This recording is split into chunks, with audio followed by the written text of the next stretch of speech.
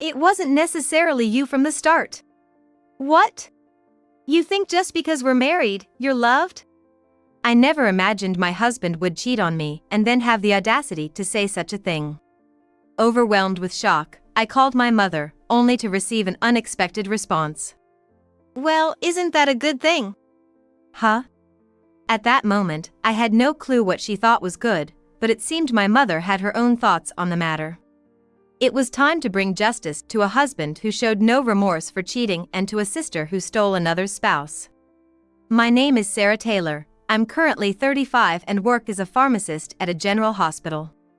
Since graduating from college, I've been dedicated to my job, living a life far from leisure or romance.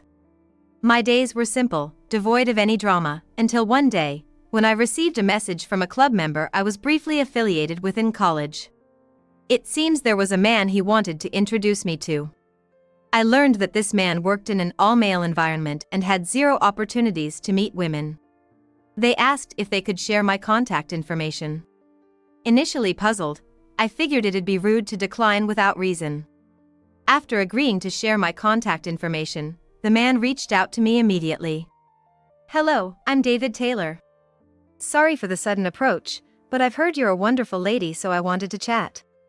I hope you don't mind me sharing your contact info. Our conversations via email and phone were lively, and soon, David and I started dating. My first impression of David was of a man who took charge. He was meticulous in planning our dates and always put ladies first. It felt as if I was being treated like a princess, and my daily life seemed to be colored full of roses. I promise to make you happy. Please be with me. Let's get married. Yes, I'd love to. So, I got married at 33, but since our wedding, I began to notice David changing. Having lived alone for a long time, David had established his own routines. Of course, I had my own habits from living solo, but as a couple, I tried to make adjustments to ensure we both lived harmoniously. Often hearing David complain about his tiring work, I took it upon myself to handle chores like cooking, cleaning, and laundry. However, this might have backfired. Before I knew it, David seemed to have adopted the mindset that household chores aren't his job. I was gonna take a bath, but what's this? There's trash in the drain. I'm sorry, I'm cooking right now and can't step away. Would you mind cleaning it up? What? Why do I have to clean right after coming home from work? With a click of his tongue, David began preparing to go out somewhere. Hey, what's up? Dinner will be ready soon. Why are you ordering me around? It's really off-putting. Ordering you? I didn't. Besides, where are you going this late? Anywhere I want. You gonna boss me around? He slammed the door and seemed to have left. Sometimes I might be lacking in household chores, or if I ask for small favors, he becomes grumpy right away. He acts like a rebellious teenager. He wasn't like this before we got married. With these thoughts, I've been spending more time alone. Lately, I've been holding back from saying unnecessary things to David. I don't say much, don't ask for anything, and keep my reactions neutral. I've been wondering if this is what married life is supposed to be like. Around that time, I've noticed David coming home particularly late. Maybe he's been busy at work, working weekends and unexpected late shifts. I hope he doesn't get sick. You've been coming home late recently. Busy at work? You trying to boss me around again? That's so annoying. It's work, okay, work. He responded in an irritated manner, and we stopped talking after that, but I know. One of my acquaintances is a junior coworker of David, and she told me some concerning things. She mentioned David reducing his overtime for family time and that she's seen him arm in arm with someone, disappearing into the night multiple times. I don't remember ever walking arm in arm with David, but something does come to mind. I have a twin sister, and even as adults, people sometimes mistake us.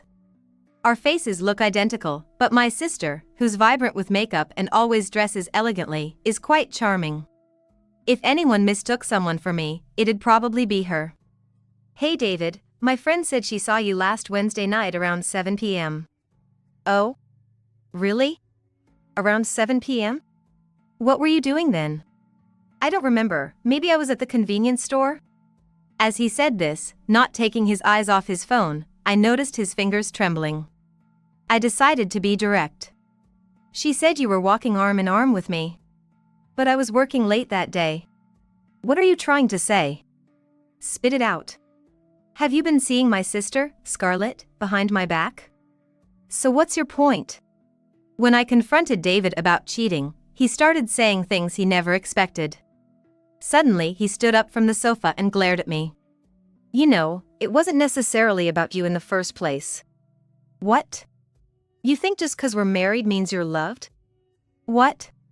I mean, when we were dating, didn't we get married because we loved each other? No way. Someone plain like you don't exactly stand out when you're beside me. Don't stand out? Huh? So, you think it's okay to cheat with my sister? While fiddling with his smartphone, David replied with a sigh. Look, I want to become an influencer someday, and looking good on camera matters, right? If I were to choose someone, it'd be Scarlett. What? Influencer? What are you talking about? Besides, you're a pharmacist, so even if I mess up, we won't have any financial issues. The unexpected comments kept coming, and I was having a hard time processing everything. So, are you saying our marriage is just a safety net? Kinda feels that way, doesn't it? So, you didn't marry me because you loved me? Don't flatter yourself too much. Who do you think would fall for a plain Jane like you? David gave a mocking smile, looking right at me. I've always thought this, but you don't really make an effort with your makeup or clothes. You just don't care, do you? Listening to this nonsense, I raised my voice. Then why don't you divorce me and marry Scarlett? You don't even understand how I feel. I don't care. I'm just with you 'cause I want to achieve my dreams and have a good life. You should be thankful. What? How can you expect me to be grateful in this situation? David, with a smug look on his face, waved his hand dismissively and then returned his gaze to his smartphone. If I hadn't confessed to you, you'd probably still be single, right? Just stop making fun of me. I want a divorce right now. No way. I ain't gonna divorce you. Plus, I don't know what our company and your parents would say. And of course, don't tell anyone about this. I was shaking with anger.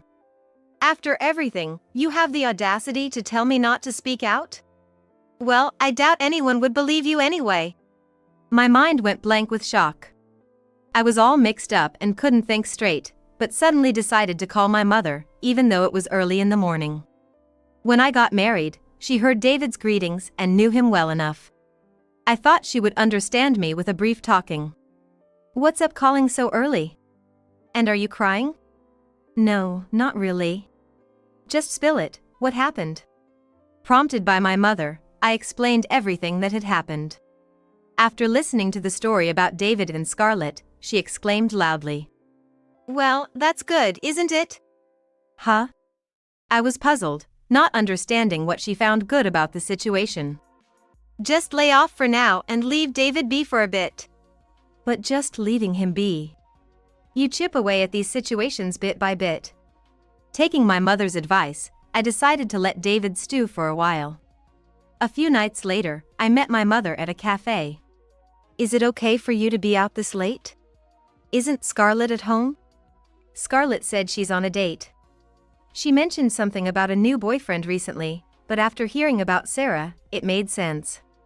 So she's been telling you she's going on dates when she heads out? Yeah, typical Scarlett stuff. I've felt since high school that she's been a bit loose with her relationships, but I never thought it'd lead to this. My mother sighed, drinking her iced tea left in the glass at once. We need to keep a close eye on those two. She started fiddling with her smartphone, but after a while, she looked up with a mischievous grin. Next time, bring David over to our place. I've already texted him. She showed me the text message on her phone. It mentioned needing help with shopping and the need for some muscle as she was planning to buy something heavy. Guys like him act all nice in public. Just ask for some help and you'll see his true colors. I see. On the agreed day, I headed to my parents' house with David. On the way to my parents' house, it seemed like David suddenly remembered something and started speaking. Hey, I think you know this, but if you tell your parents about that incident, I won't let it slide. Even if you do, they probably won't believe it anyway. You've got to be kidding. Why on earth would I say that? What's in it for me? While discussing this, they arrived at my parents' house. David, it's been a while. I'm sorry for bothering you on your day off. It really helps that you came. No worries, I just wanted to be of assistance to you. My mother greeted David with a bright smile. Suddenly, as if she remembered something, she made a suggestion. Oh right, Scarlett got the day off from work too. She mentioned wanting to go shopping together. Would that be okay with you, David? Of course. Well, shall we head to the mall? The shopping center was about a 30-minute drive from my parents' house. Before we shop, there's a place I'd like to go. Without hesitation, my mother briskly moved through the mall. We ended up at a jewelry shop hosting a special Valentine's Day corner. There was a flyer about a special gift for couples who wrote their wishes for love, and a chance to win a grand prize through a lottery. I often see campaigns giving candies to kids who write their wishes, but I didn't know they have ones for adults too. It says couples and married folks can participate. Why not give it a shot, Sarah and David? You might get lucky. Seeing that poster, David began to back away hesitantly. Well, I'm not really into these seasonal promotions. Valentine's is all about love between couples. It's something couples and spouses should do together. While emphasizing spouses, my mother chuckled mischievously.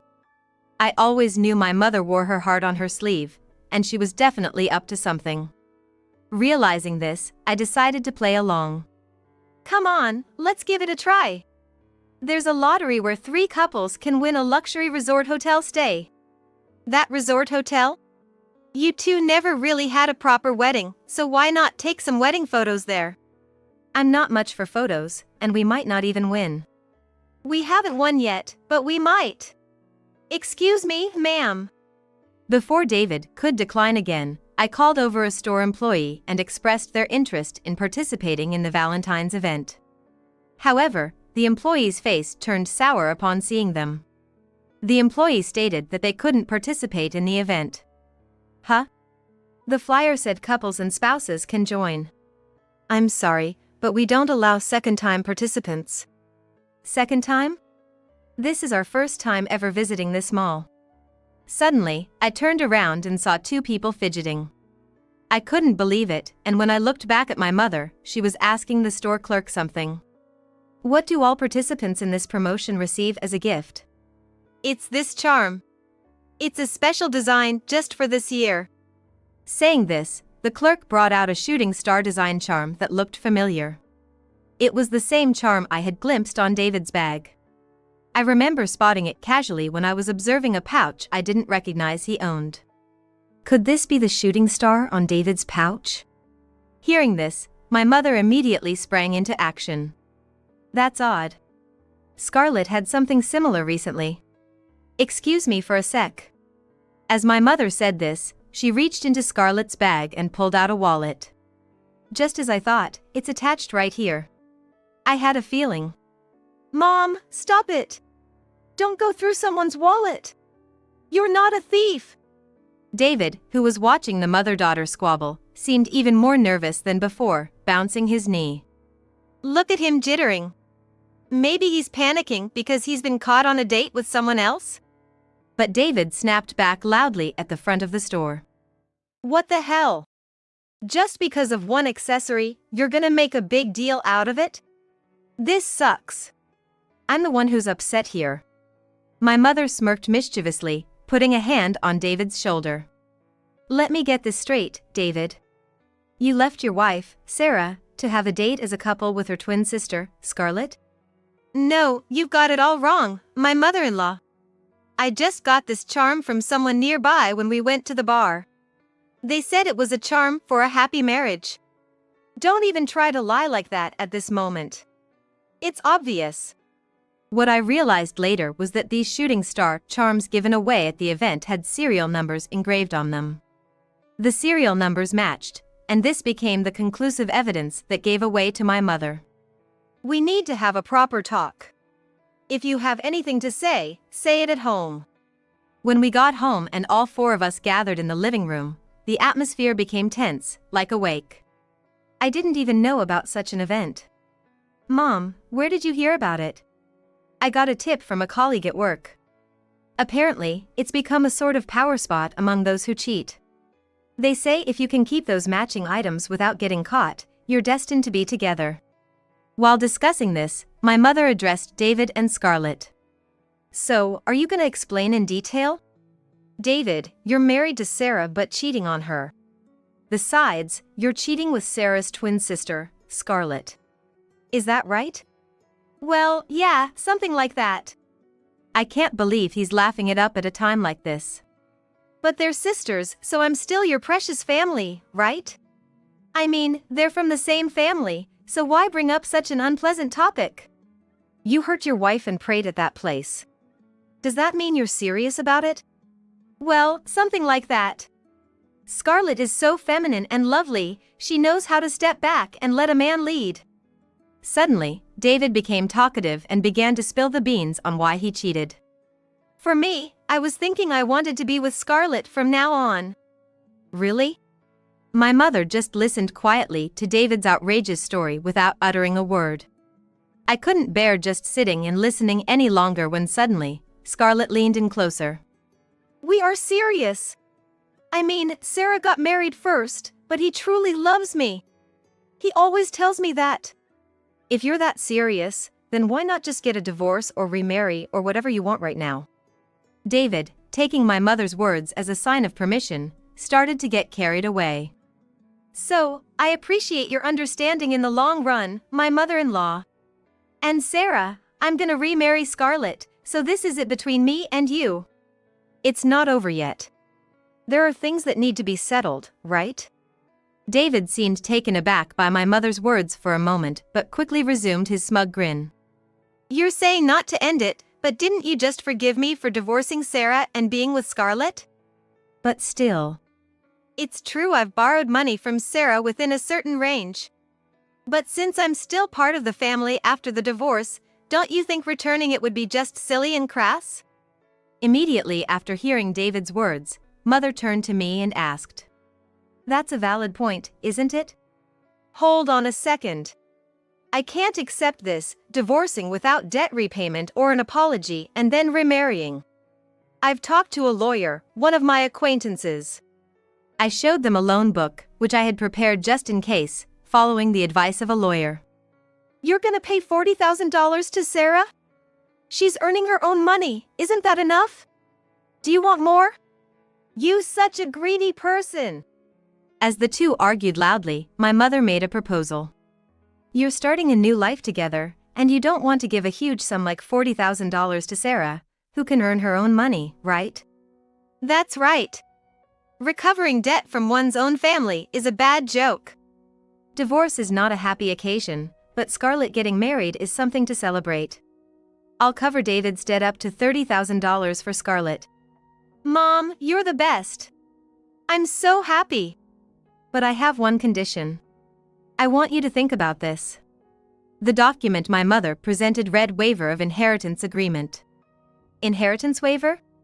So, if Scarlett agrees that, you'll take care of the debt for me, right? I don't really get it, but this means Mom's gonna help us with our wedding funds, right? Then, we've gotta agree with that. Facing the unbelievable notion of my mother paying my husband's debt, I felt like crying on the spot. There must be some hidden agenda my mother has. However, instead of helping me, who's been hurt by an affair and subsequent divorce, she's siding with my twin sister and cleaning up the mess. After ensuring that all the necessary procedures had been properly understood, my mother said we could end this matter. When we reconvened after our lawyer told us the application was accepted, my mother muttered as if talking to herself. Now that Scarlett has renounced inheritance, it'll belong to Sarah, I guess. Huh? Inheritance? Why bring it up now? Although David seemed utterly confused with countless questions floating in his head, Mother continued her soliloquy. The commercial building downtown, the apartment in the next town, the convenience store beside it, and this house too. I can't wait to see how much they'll be worth in the future." Hearing this, David and Scarlett abruptly stood up, causing a loud noise. "This is the first I've heard of this. You tricked us." "If that's the case, I can help manage the properties or something." "What are you blabbering about? You think I'd trust someone who can easily betray others and then act all innocent? Why didn't you tell us? We lived together for so long, and you never mentioned it." "It's from my uncle. He's been a landowner for a long time, but he doesn't have any children. So, there's no one to inherit it. That's why it came to me. What's it to you anyway?" "Well, you could at least give us one of the apartments. Like a wedding gift, a love nest." "Save your dreams for bedtime. This is all written in the documents. Neither of you read it, did ya? Maybe you two are a match in some weird way." My mother chuckled and stored the documents in a nearby safe. In the end, the money that my mother paid could be seen as some sort of palimony. "You have been a real pain. Always relying on me, saying it's easier to stay at home. But living alone is scary, and strangers come around." "You bring it upon yourself. You're always getting into some kind of trouble and bringing it home. It's been a real hassle." According to my mother, Scarlett had been reckless with her relationships even before adulthood, causing constant trouble. At that time, I was focused solely on my studies and started living alone when I went to college. So, I wasn't very familiar with how my mother and Scarlett lived. But from what my mother said and how she said it, it was easy to imagine the difficulties. There was a time when 3 men claiming to have been duped by Scarlett stormed our home. And when she dated a married man, his wife came shouting at our doorstep. It's been hell. Isn't that the same as an affair? Just like what she's doing now. I thought she had finally settled down, and then I hear about an affair with Sarah's husband. After my divorce was finalized, David and Scarlett filed their marriage papers and became a couple. But what really kept them going was the thrill of their secret relationship. Ever since David divorced me and started living together with Scarlett, aspects of each other that they didn't want to see or know about began to emerge. Every time it appeared to be, the relationship between them were getting more sour. Furthermore, it became widely known at David's workplace that he had divorced due to an affair. He's been treated like a hot potato because rumors say he made a move on his wife's sister. A mutual friend who works at the same office as David told me that he's gonna be transferred to a sales office in Nebraska soon.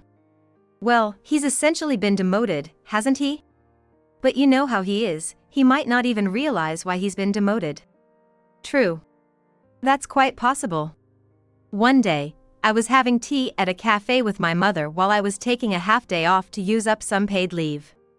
It's a local favorite and a nice spot to chat, but I didn't expect to run into the last person I wanted to see there. "Sarah, I'm gonna be transferred." "Oh, really? But you brought this on yourself, right?" "It's a sales office that's a half-day away by train. Isn't our manager harsh? They won't even cover my moving expenses." "Well, that figures." "Why the heck not?